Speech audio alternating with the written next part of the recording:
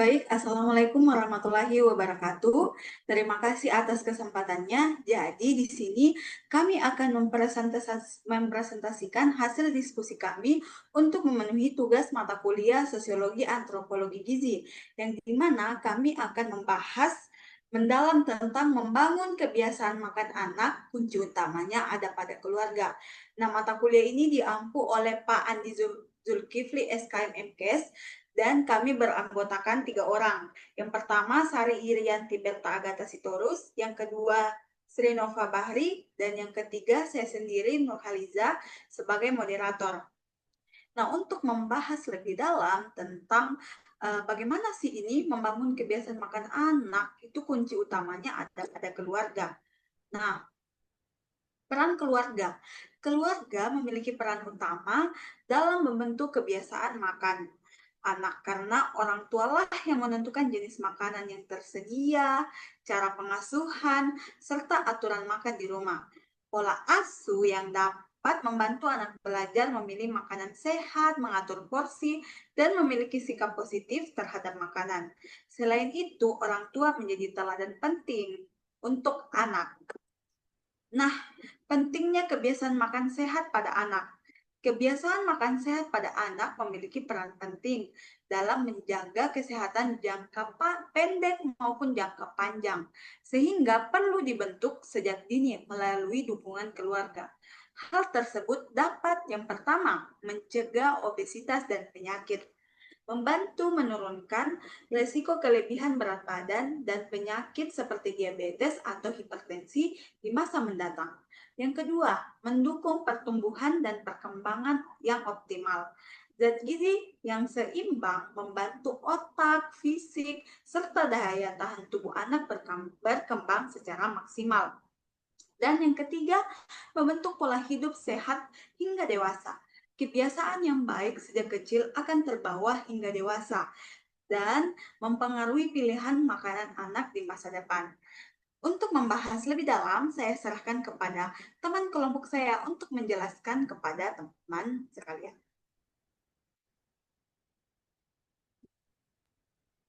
Baik, terima kasih. Jadi selanjutnya itu ada peranan keluarga dalam pembinaan kebiasaan makan, di mana peran keluarga ini mencakup yang pertama menjadi contoh atau role model, di mana orang tua yang sering menunjukkan konsumsi sayur dan buah kepada anak.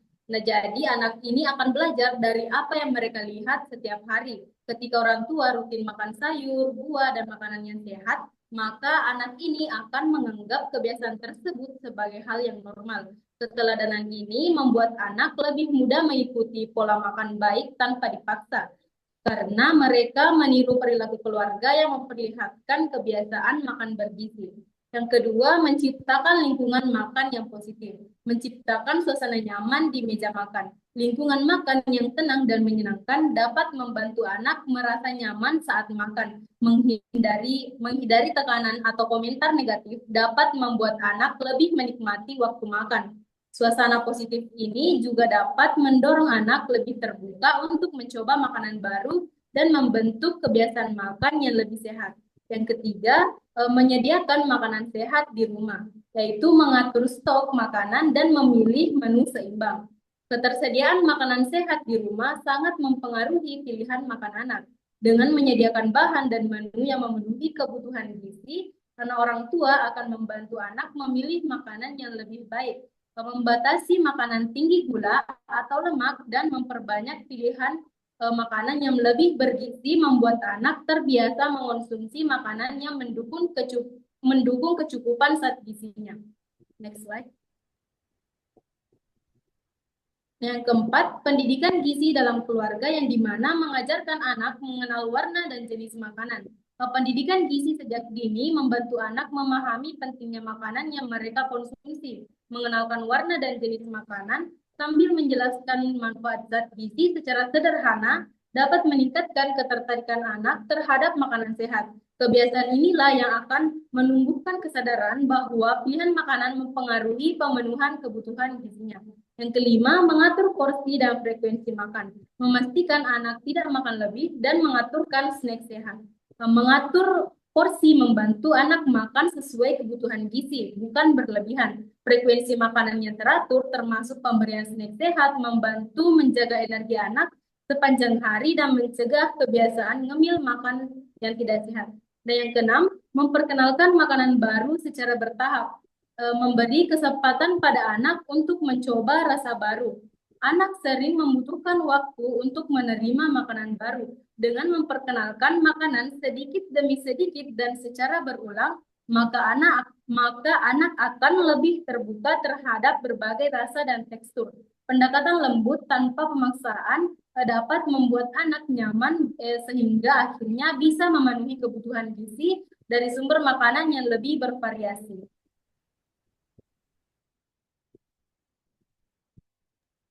Nah, materi selanjutnya kita bahas tentang faktor-faktor apa yang saja yang mempengaruhi peran eh, peran keluarga. Tadi kan sudah dijelaskan peran keluarga itu sangat besar dalam membentuk atau membina kebiasaan makan anak.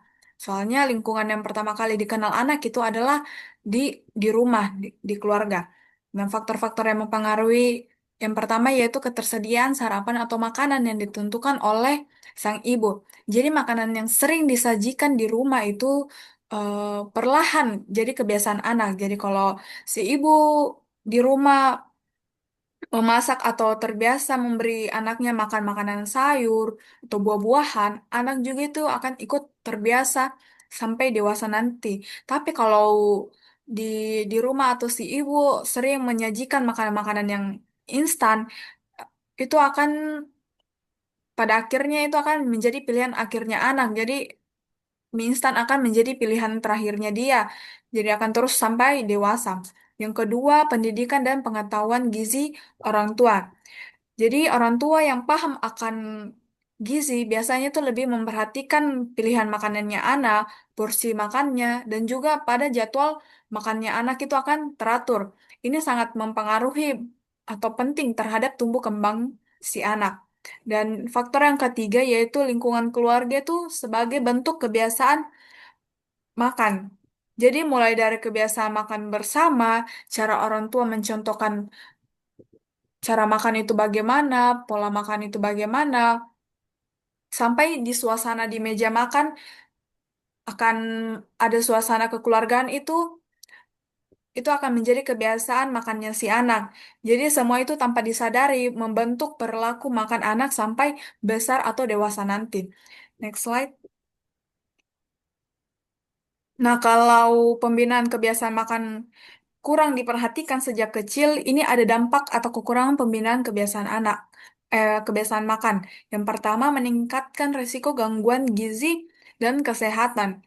Jadi anak itu bisa mengalami yang namanya kekurangan gizi, gizi lebih, atau jadi lebih sering sakit itu karena asupan makan yang tidak seimbang dari kebiasaan makan si anak. Yang kedua, menurunkan konsentrasi dan prestasi belajar si anak. Jadi misalnya anak itu sering melewati jam makannya atau makan dengan gizi yang kurang atau yang tidak teratur, itu bisa membuat anak cepat cepat lelah atau lemas, jadi mudah sulit fokus dalam belajar dan akhirnya mempengaruhi hasil prestasinya dia, hasil belajarnya si anak. Dampak yang ketiga yaitu terbentuknya pola makan yang tidak sehat hingga dewasa. Jadi kalau anak kecil, anak yang dari sejak kecil itu kebiasaan atau terbiasa dia jajanan sembarangan atau tidak suka dengan makanan yang bergizi, makan makanan sayuran atau buah-buahan, kebiasaan itu akan sulit diubah dan berisiko yang namanya menimbulkan penyakit di kemudian hari. Itu akan mengalami kekurangan gizi lebih pada anak, atau jadi lebih sering sakit sampai hingga dewasa. Baik, sekian materi dari penjelasan dari saya serahkan ke moderator. Baik, terima kasih. Itulah materi yang disampaikan oleh kelompok saya. Semoga teman-teman yang menonton video ini dapat mengerti bagaimana peran orang tua dalam membina anak dalam pemilihan makanan. Jadi, kita di sini dapat menarik kesimpulan bahwa keluarga memiliki peranan utama dalam membentuk kebiasaan makan anak sejak dini dengan menjadi contoh yang baik dan menyediakan makanan sehat keluarga. Baik, di sini ada tagline yang kami ambil untuk hasil diskusi kali ini, yaitu 1. Teladan orang tua di rumah mampu membentuk 1000 kebiasaan positif pada anak. Mungkin hanya itu yang bisa kami sampaikan. Lebih dan kurangnya kami mohon maaf. Wabillahi taufiq wal hidayah. Wassalamualaikum warahmatullahi wabarakatuh.